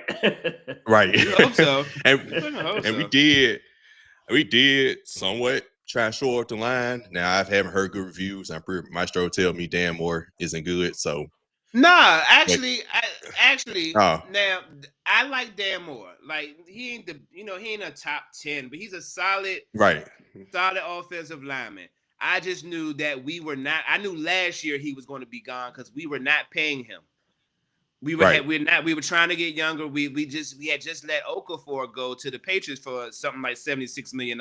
Like we just knew we weren't going to pay him. So it's like, and you deserve it. You know, you ain't never going to tell no black man don't get his money. It's just like, bro, we can't pay you that, bro. I'm sorry, we can't pay you that. You weren't that good. You know what I'm saying? Like, you know, I know what the market is, but we can't pay you that. And we got these young boys. We believe in it. But like we drafted Broderick Jones first round. We drafted Fautanu last year first round. Like. You can roll. Yeah, which I think their position is contract where they can get out of it in 2 years if it don't work out. But it's reasonable. Hopefully it do. Hopefully it does. Quarterback. Yeah. He just won't be. He will be solid. I'll say that he'll be solid. And he was our best offensive lineman last year, but that doesn't say a lot because our offensive line wasn't that good last year. You know, right. But we also got the guy from Detroit, Kevin Zeitler, the veteran guard. He's like that. Yeah. Zeitler, I'm mad the Ravens let him go previous year. Yeah, so that definitely helps. We move JC Latham to the right side, which he played in college. But he started left side last year, his rookie year. So I think they shored up. I mean, they got some additional receivers to go along with Calvin Ridley, signing Tyler Lockett. Of course, we always get the old receivers to come to the Titans to get rid. But hopefully give us some, at least some locker room stuff. I'm mad that Traylon Burks is still, along with Will Levis, I'm mad Traylon Burks is still on the roster. But, you know, hopefully training camp time come around. Hey, man. I see Mike Patton was in the chat, and this is my one thing on Mike Patton because he came on this show some years ago and tried to convince me. Shout out to the homie. Mike Patton. Tried to convince me that Traylon Burks was going to replace AJ Brown. And I said, bruh, I don't know about that, bro. I don't know about it. To the journalist extraordinaire right there. That's my guy, Mike Patton. Shout out to him. He was at the Cam Ward's press conference, as a matter of fact. That's dope. That's dope. Warren Moon came in, gave him the jersey. Mike was there. Dope stuff. Yeah, but shout out to Mike Patton, man. So what y'all think y'all ready to battle in that division? I would say that division ain't hard because that's a fact. Texas won it pretty easily, but I will just I'm gonna condense expectations for the first year. I think I over under were 5.5. I would say we can get over at 6, maybe 7. Okay. Where was our defense ranked last year? Sure, we was number 1 actually. We was like I think we ended the season number 3. We were number 1 for most of the season. They were. I knew they were good. I just didn't know what it was ranked. We just didn't get turnovers, so hopefully we got some people that's actually going to get turnovers. That was our problem. We was lock you up yards wise, but we get turnovers. But also you got your quarterback on the other side who ain't putting up no points like that. So he giving the team the ball anyway. So it put the defense in bad positions all season long. I can almost remember when I feel like Trey was doing this. Was trying to convince people that Will Levis was going to beat somebody when he threw that 4-touchdown game with DeAndre Hopkins. Got us thinking. And I was like, come on, guys. Like, they just let him throw it in the air to one of the better deep ball catchers to ever do it. Like, he's just throwing it in the air, guys. He ain't doing that. Look, I agree that it takes a skill. It takes a skill to throw it deep. I'm not, but it ain't that difficult. I feel like I could have dropped back and got 2 of them. You talking about DeAndre Hopkins? Yeah. Yeah, Will Levis. When Will Levis, when he threw 4 touchdowns. That's right. And they was all deep balls. And I was like, nah, I could have that 25-yarder. I could have threw that one. Like, don't get it twisted. If I had a pocket, I could have threw that 25-yarder. I'm trying to think who Will Levis remind me of, because he'll make plays like I mean, it was a game, our last game of the season last year. He threw a bomb touchdown. I was like, bro, ain't many quarterbacks can make that throw. But then he would go out and throw. But he threw 4 picks the game before, right? I'm trying to think what quarterback. Right? I tell you what. He messed up the Dolphins' division chase a couple of seasons ago on that Monday night. It was up. Oh yeah, the Monday night comeback. It was up. That's by what 2 I thought. scores. I thought he had a shot at being a franchise quarterback that night. I was like, that night, because they come back and the way it was like, okay, we might got something, but nah. He messed up Miami's chances right there, boy. Yeah. We learned very quickly the first game last year, and they picked 6. I said, oh yeah, it's over with. Yeah. I tell you what, man, if y'all defense, you talked about the turnovers, the lack of last year. If y'all can do that on defense and still be top 5 and get takeaways and things like that, and with a Cam Ward, on that offense, I wouldn't be shocked if the Titans surprised some people. Yeah, it wouldn't be shocking. It's just, I think, surprise. But Brian Callahan still didn't. He's still questionable to all of us, but he did have Will Levis, so it's kind of like, let's see, this is your year. Prove it to us. Right. It's like the whole Eberflus thing. You got Caleb Williams now. Now what you gonna do? Right. You say surprise. What do you mean by surprise? Well, he said the over/under was 5.5 wins. Okay, so if they get 9 wins, that's a big overachievement. I'm not saying they're gonna win the South. I'm saying I just wanted to know. I always get curious when you say things like that, because I'd be like, "What, you got them in the playoffs?" All you gotta do is just ask for details. That's why. I'll give you the details. All right. Which I say, because of the division, it ain't far fetched. I just wouldn't go that far to predict it. Sure. It's too many unknowns, right? It's too many unknowns. 9 could win the South. They got to become known. History is sure. Yeah, they could. Sure. Could. I will say this. If the over under is 5.5, I think 7-8 is a reasonable, I guess, over. If I had to make a pick, I'd say 7 games. Because we go against. That's what divisions we go against? Mm-hmm. We go against the NFC West and the AFC. How could we play this year? AFC East. So, because we got the Mike Vrabel revenge game. Right. Tennessee. Interesting. So that's kind of some easier where the AFC East is. Yeah, I mean, y'all got that. You said you got the NFC West. That depends. You said NFC West. NFC West, yeah. NFC West, okay. Yeah. So you think the 49ers going to be trash this year?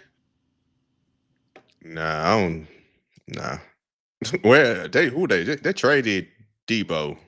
Debo they gone. Just signed George Kittle. They got rid of it's some defensive players too. Is Ayuk even going to even make it back in? Because he tore his ACL. I don't know. Tore his ACL, right? Yeah, I don't know. I mean, they ain't got no weapons. They gave Kittle some money earlier. They signed Kittle, which we knew was going to happen.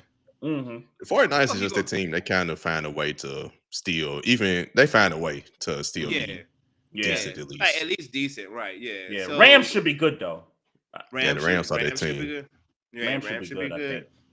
See how they were my sleeper pick.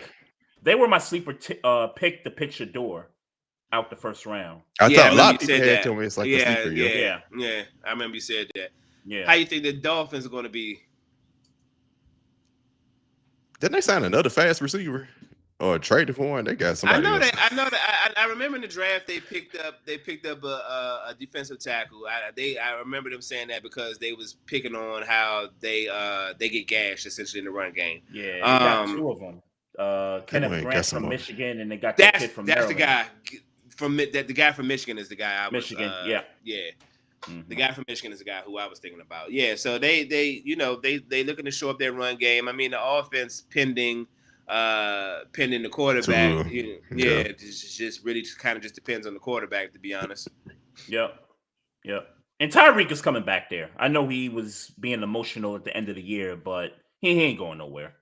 I mean, are you sure? Are you sure about Tyreek? I am positive that he ain't going nowhere. I mean, last time he had an issue, he was gone. It was a money issue the last time. It was money, right? With Kansas City, right? True. Dolphins got him. Dolphins got him where that's concerned. Mm-hmm. He'll be all right. He'll be all right. Jalen Ramsey getting out. Sunshine and girls. Jalen Ramsey is definitely gone. Jalen Ramsey is definitely gone. For sure. I'm with him. That's not a bad pickup if he gonna play safety.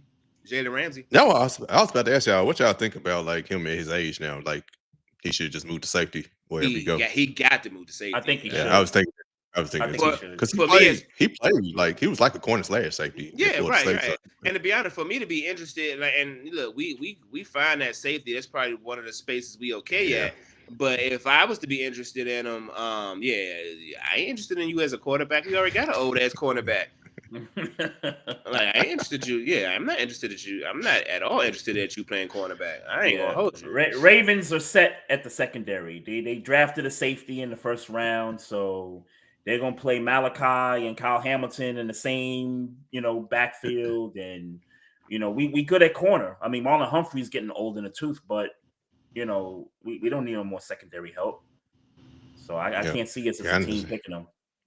Kind of same with the Titans too. Our defense was tops. The pass defense specifically was good, and that was with Jerry Sneed getting hurt, and he's coming back. So you kind of we're pretty fine in secondary. Right, that's rare for us. We normally be bad in secondary, so that was rare for us to be good back there. Man, listen, it was something. It was a question I had for y'all. What, NFL related? Well, before that, yes, NFL related, but I just want to get these quick hitters out because being in the DMV area, I would be disrespectful to not mention that the Commanders are going back to RFK. The site of RFK. Yeah. RFK. And they plan to be there by 2030. So to all the Commanders fans, you got Jayden Daniels and the new ownership to thank.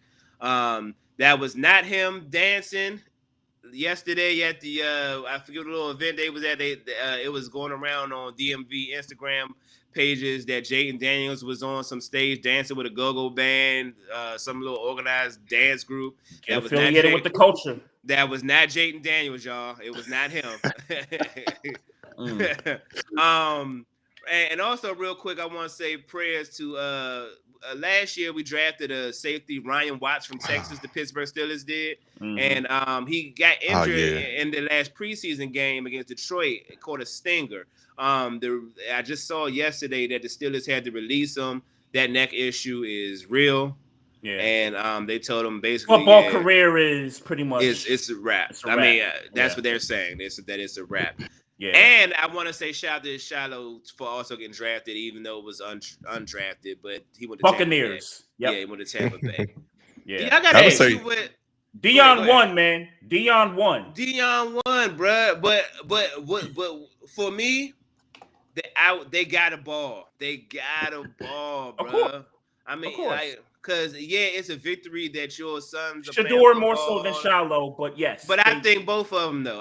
You're right, because quarterback and safety, the positions just undrafted safety too, and he's undrafted too. Like that's the key in this too. Yeah. But I think they need to go. I hope they go crazy. As long as it's not against my team, I hope they go crazy. Do y'all got an issue with Saquon Barkley golfing with Donald Trump? I don't. But I don't care. Yeah, right. Like I don't care. But what I got a problem with is him kind of backtracking. Him saying, "Look, I was with Obama also, so y'all just gonna have to stop it." And it's like, look, bro, you ain't gotta respond to. Yeah, you ain't gotta respond. You could just just go do your thing, man. We get it. You got a white wife.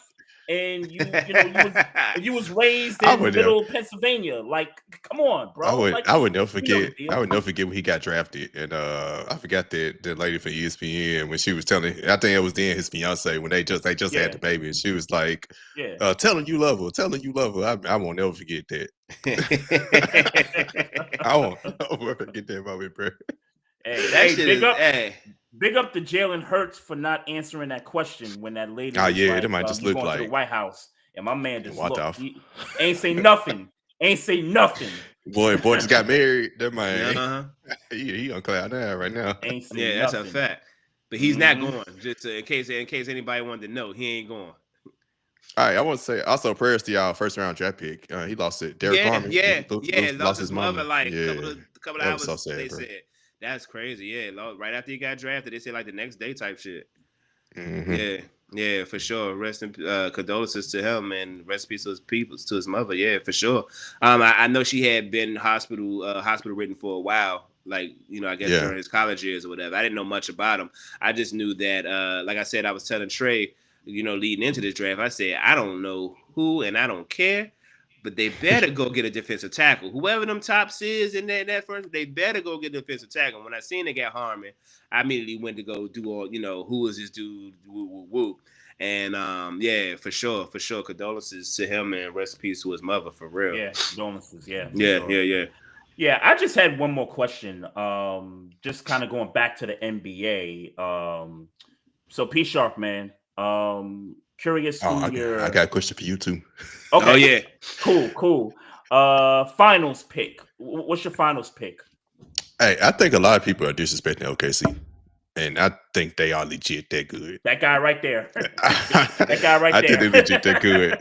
I wanna pick them. It's like, but I think the Clippers would give them a run for their money, but I think they're gonna find a way to get out and they get past that series. Anthony Edwards or Jimmy Butler and Steph and Golden State, it's gonna be tough. But I get them to get they low key got to go ahead and get there because they gonna enter a contract situation coming up with their players as well. Yeah, and all those draft picks they got. But I'm gonna go and get them in. Bro, Cleveland is looking good.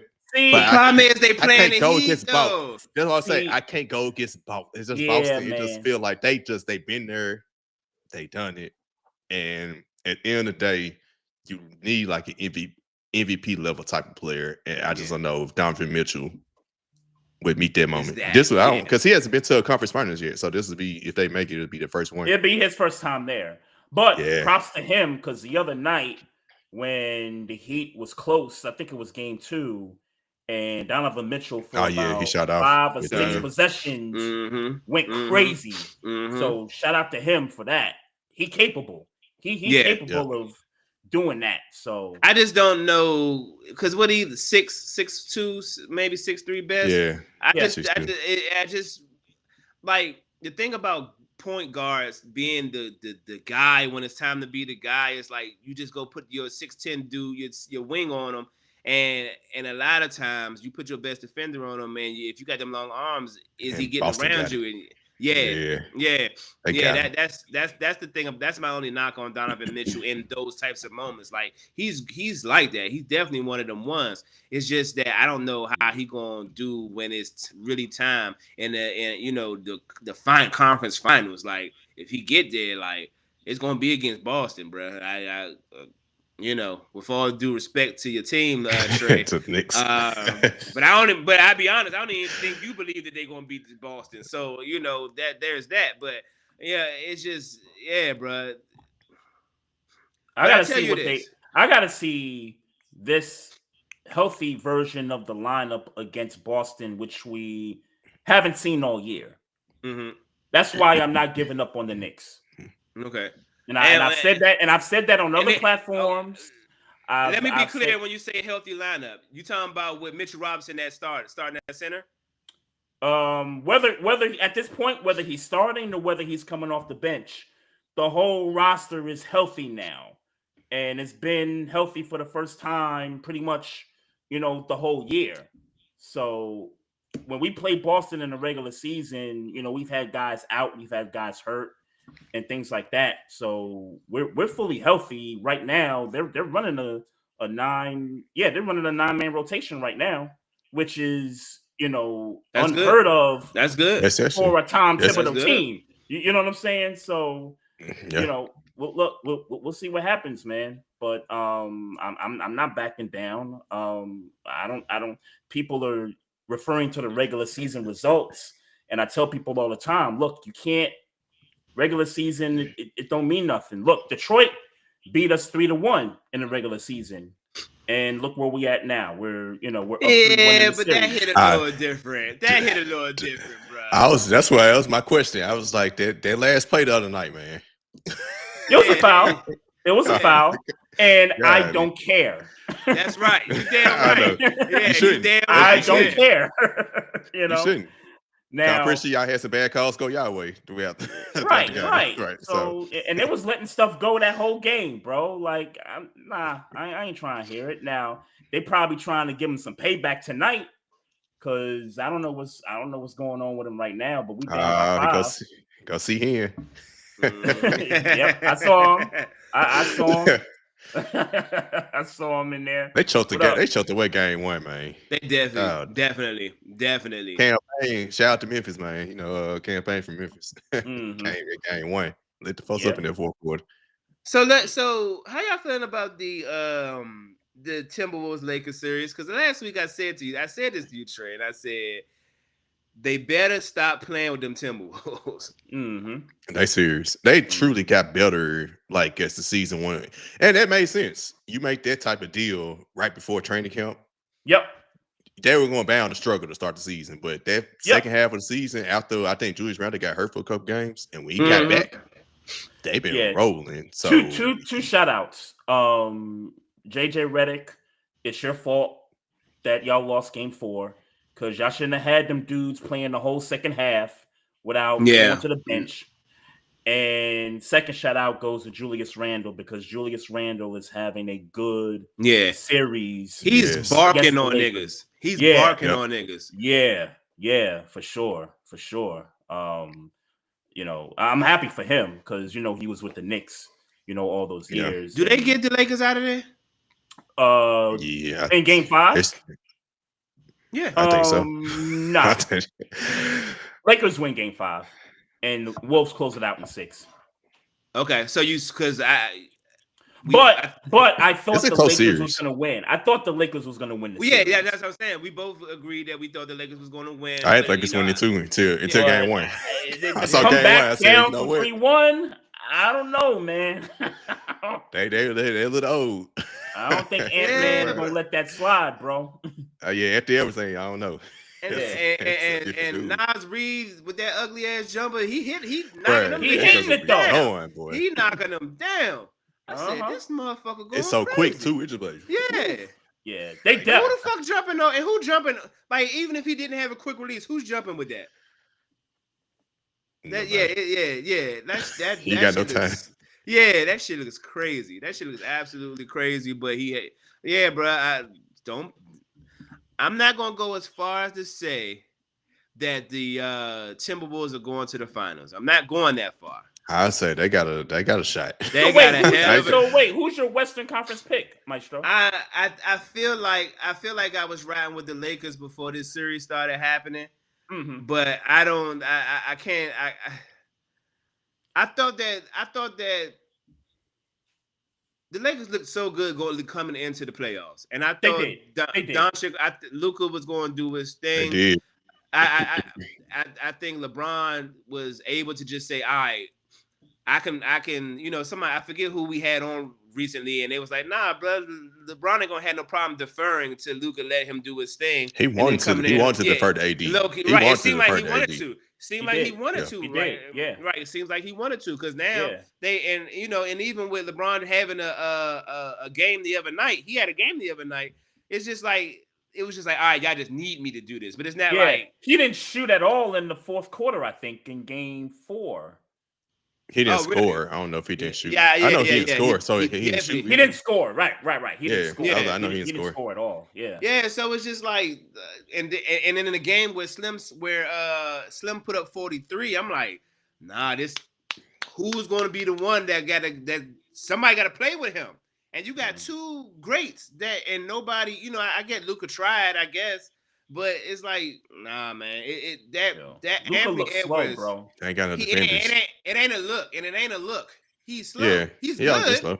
Don't get it twisted. He's good. Yeah. But he's slow. Yeah. It's just when he was in Dallas, he had those defenders last year. Yeah. Because Anthony Edwards struggled in this series, right? He had all defense around him. Lakers, you ain't got this. That dude is scary, man, in a great way. Like I want Anthony Edwards personally, and I knew it was starting to become real for me. I'm sitting there watching the game, and my daughter was like, "Hey, Dad, can you get me these shoes?" She played basketball, but she ain't locked in with basketball yet. So she showed me the shoes. It's the Easter Anthony Edwards. I said, look. She said, I said, oh, hell. Anthony Edwards is about to be the one. Don't tell her about his off course stuff. Man, I can't wait to tell her, to be honest with you. This is what he is a terrible example. He said after the game, he was like, my daughter was here. He gave me his motivation. I was like, yeah, I don't think you should say that. Shut your ass up. Wrong person to say. Yeah, come on, man. Nah, but I won't go as who do I pick now? Because you got something against the Warriors. I'm convinced that you got something against the Warriors. I am willing to backtrack. Because Steph Curry going crazy. He going crazy. Jimmy Butler is seconding that. Y'all know I'm a Jimmy fan too. Yeah, right. That's my favorite player. So it's but I still don't. I don't think they're going to the finals. No. If I gotta pick somebody right now, I'm gonna say it's between the Clippers and the Timberwolves, but I'm leaning towards the Timberwolves because of I don't know if I believe. I don't want to say I don't believe the Clippers because Kawhi starting to look like he healthy. Because you ain't believing Kawhi at first. I did not. You didn't believe in Kawhi. Which made sense. I mean, he didn't get hurt like 5 years in a row in the playoffs. Yeah. So but right this second, he's cooking, and he in a tough series. So it's like if he gets out of this series, I don't know. I gotta see what he look like out of this series. How you feeling about Denver? And I know Denver's got a bunch of injuries, and Westbrook's and they got an interim coach. So I think OKC smoking though. Jokic's gonna get his best, but that's the thing. And you know me, like me and you've been saying this all year. It's like, all right, Cleveland and OKC, nobody gonna sit here and say they're not good teams. It's just that this the playoffs. They gotta prove it. Are they gonna take the step, or they not gonna take the step? Yep. And you know what I'm saying. So and I'm leaning towards right now. No, but I am willing to be wrong. No, I'm not willing to be wrong. I'd rather be right. But if I'm wrong, I will come back and say I'm wrong. Say, bro, gotta eat that crow, man. I'll eat the crow. I'll put hot sauce on the crow. Yep. You know, and that it's ain't true, but like I see a bunch of Grizzlies fans after this series is like, bro, the fact we played them like we did game 3 and 4, man, OKC ain't ready to go nowhere. I was like, let's keep it a book. Game 4, did they really go hard?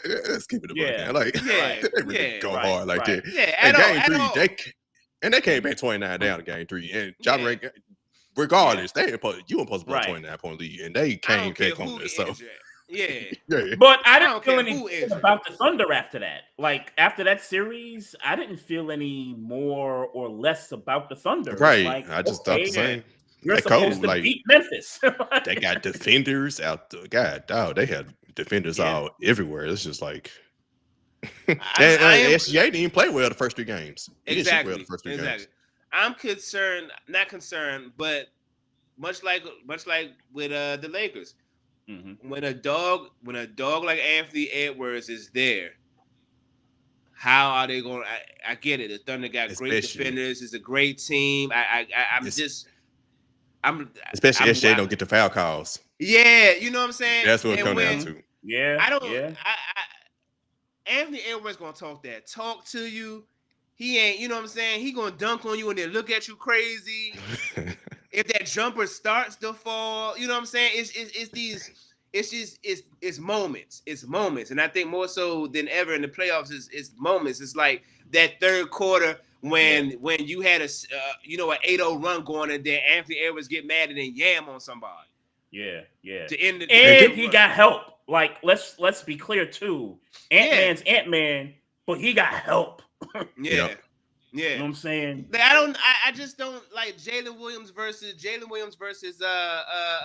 Reed. Like Jalen Williams is the key. Yeah, because last year SGA showed up and Jalen Williams didn't really. Him and kind of disappeared against Dallas. So it's up to him. But yeah. So is he going? I'll say this: when Anthony Edwards got contained by Dallas last year because all those defenders, and OKC do have those defenders to kind of Lou Dort. Yep, Lou Dort is one of them. Yeah. They got the defenders kind of like throw at him. He's him when it comes to defense. God, dog. Yeah, they got the defenders to throw at him, but man, we'll see. Cause Anthony Edwards is that guy though. That's that. Yeah, he that one player who. Him or Go State. Don't matter who. Like if he really decide, if he really decide, I don't want to be stopped anymore. Yeah, Kawhi. If I really decide, I don't want to be stopped. Yeah. Mm-hmm. Like I don't know. Like Lou Dort he kind of just got to throw his hands up with it. It's like he don't want to be stopped no more. Now I'm gonna still be there, but I'm good defense. He's still hitting them. Like just don't try to dunk on him. Yeah. You don't like chopping. Yeah. Hey, quick shout out to I'm keeping track of the Bucks Pacers score here. Yeah, they overtime. Yeah, shout out to Dame Lillard who ruptured his Achilles, man. Yeah. And I just hope that this is not the end of Dame Lillard, like meaning like career over and all that. That's a year. Yeah, that's a year to recover next season. From that. Yeah, right. Definitely next season. Right, and he's what 35? 35 already. Yeah. So. Yeah. So I mean, he's at least he's not Dame time no more. Like if he come back, he's I don't know, role player. Yeah, like I just didn't want to say it. I just didn't want to say it. I hate to say it, but he'd be a role player at this point, man. I don't know, man. Hall of Famer though. Hall of Famer for sure. Yeah, he definitely Hall of Famer. Get well soon, man. For sure. But I was about to write the Bucks obituary, but it looked like they're about to pull this one out. Man, don't shock me. I can't see my TV from where I record at, so yeah. I'm tracking it on ESPN.com. So okay. Yeah, but yeah, man, this was dope. Yeah, for sure. Shark, man. Definitely, man. Great to have you on, man. Let everybody know where they can find you at on social media and what you got coming up. Definitely, man. You can follow me on the one DAONE_P Shark. You can read my articles at BillStreetBears.com. I write pretty much for the Grizzlies all year long. So the off season, they don't stop. I still have to write, but I ain't got games to attend. So outside that, man, I'm talking Titans. I'm talking NBA. I'm an NBA fan in general. So I plan to actually try and make it to Summer League this year. So if anything I got coming up is to try get to Summer League this summer in Vegas in July. So, yep, man, that's where you can follow me at on any platform, specifically Twitter. That's where I'm pretty much talking it. So, yes, sir, yes, sir. Hey, man, look, we appreciate you, bro. We see you in these streets, man. Man, for sure. Yes, sir, yes, sir. Be safe out here. All right, y'all. Yes, sir. Salute. Peace, homie. P Shark, man. Always dope, man. I knew he was gonna rock the hat. I didn't know. Good guess. I knew he was gonna rock the hat. That's why I saved the promo for the hat for when I did, man. So my guy. But shout out to him. Mike Patton said Dame's 34. Okay, but still, that's a tough injury to get. It's about that at time that when age. you got to start considering your mortality for certain. Your NBA mortality. Let me be clear. Yeah, right.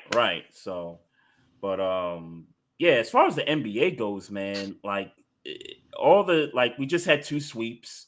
There's 5 series that are 3-1 leads, and then you got Denver and the Clippers in a 2-2 series with that was a clean call. That was a clean call. The Aaron Gordon dunk. It was close, bro. But I feel like if they called it a no basket, that they wouldn't have changed it either way.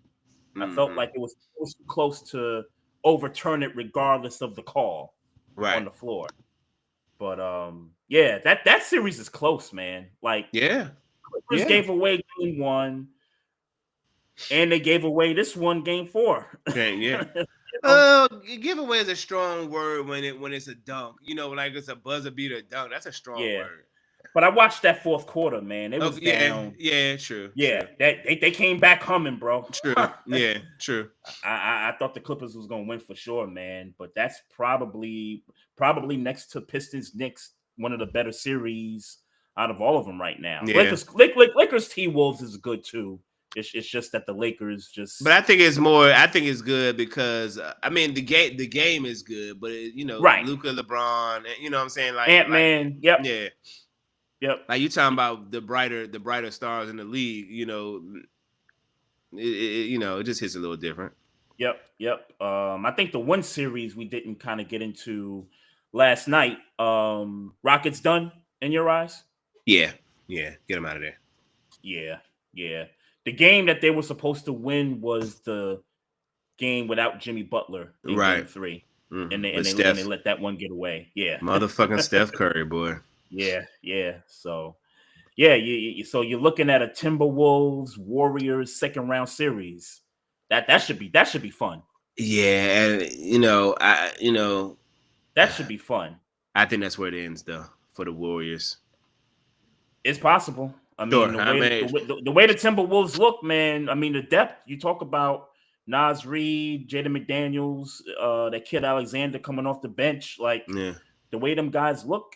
Yeah, they could take the Warriors out. I don't think it's a sweep. No. I don't think it's in 5. You're looking at a good 6 game, 7 game series. Yeah, I agree. 2 teams in my book. I agree. Because you still got Jimmy on the other side too. We talk about dogs.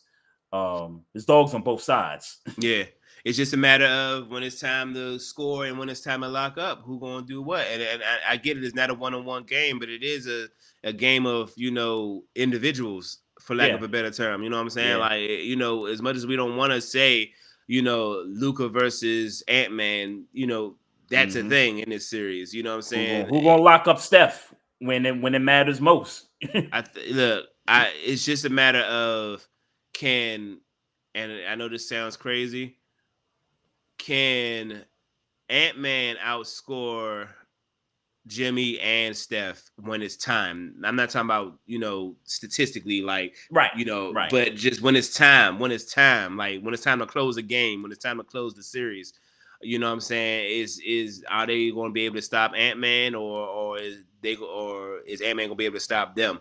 And, for me, that's what it boils down to. I get that. And the Timberwolves got help, a little more help. That part needs to be mentioned. They definitely got a little more help. Like Naz Reid messing with the likes of Draymond and like that just ain't gonna hit the same. Like it's cute. It's cute with the Rockets because the Rockets are young and that type of thing. But Timberwolves a little more seasoned. Yep. A question for you on the Rockets. Yep. Who you think the best player on that team is? I'm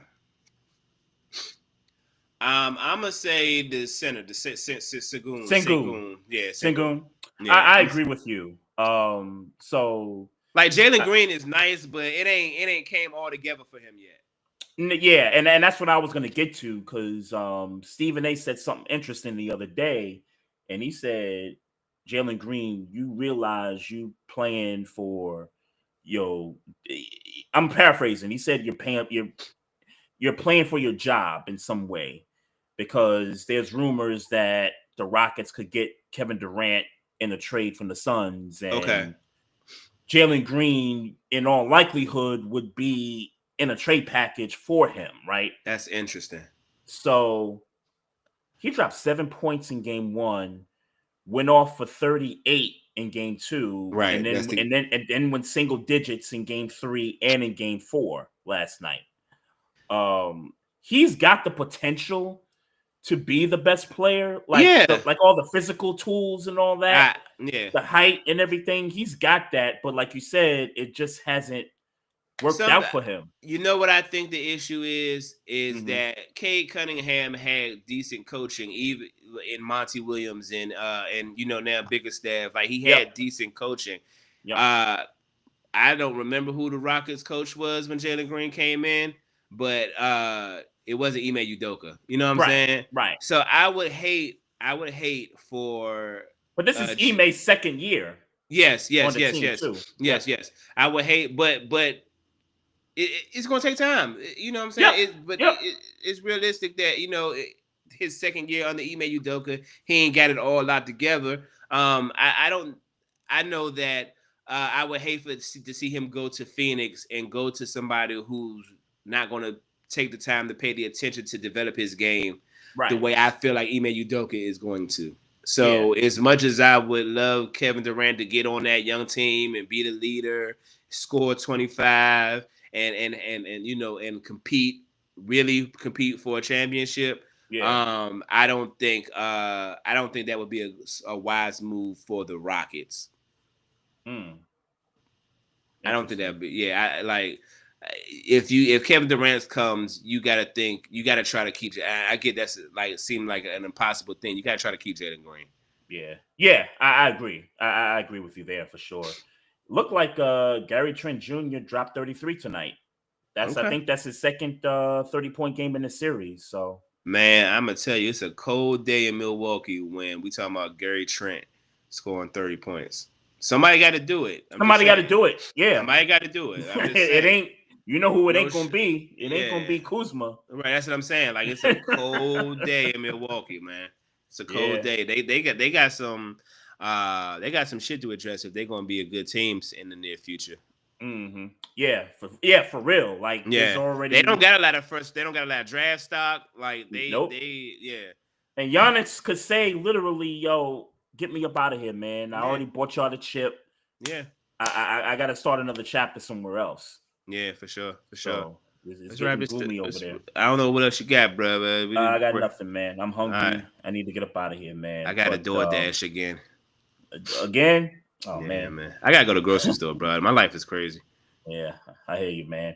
Appreciate P Shark coming through, man. That was dope stuff. Shout out to everybody in the chat. Mike Patton, I see you. My homie C Hen was up in there. What up? YouTube, live chat. Appreciate everybody in the IG live chat. Open Talk 313, The Flash came in. I assume he a Pistons fan with the 313. All good. Continue to follow us, folks. Subscribe to the YouTube channel. Click that like button on the Facebook page. We're on Twitch as well. Follow us on Instagram at Barbershop Sports Talk Podcast. You can also follow us on Twitter at Barbershop SPOR2. Maestro Styles, you can hit him up everywhere at Maestro Styles. You can hit me up on the Facebook page, also on Instagram at Trey Frazier. If you got questions, comments about the show, hit us up on the email at barbershopsportstalk1@gmail.com. And if you're listening to this on the audio side, whether it's Spotify, iHeartRadio, Google Play, Apple, write a review. Let us know what you think about the show. It goes a long way for sure. And again, we appreciate all the support, and we looking forward to the next one for sure, man. Love, peace, and happiness to everybody out there. And like we always say at the end of the show, mind your damn business. Drink some water. Oh yeah, we got him. Trey, Frazier, and Maestro styles, you know we got one. Right back like we left something. We don't duck smoke, we want all of it. So line them up, Trey sharp with the blade, you know we sizing it up. I'm quick to catch the fade, you know Styles making the cut. Cause we coming out clean every time that we showing up. It's gonna be cold.